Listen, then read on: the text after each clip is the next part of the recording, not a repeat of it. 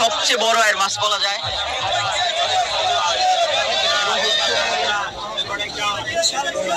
কি আইছে এটা? কি আইছে এটা? কি মাছ নাকি দানব?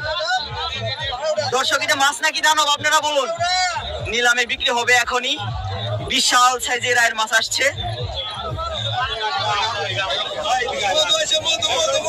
কি মধু নাকি ভাই? কি মাছ এটা? মধু না? দর্শক, বিক্রি হবে এখনই, বিক্রি হবে।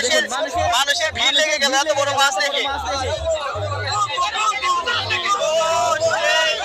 দর্শক, বিশাল সাইজের আয়ের মাছ এখন বিক্রি হবে।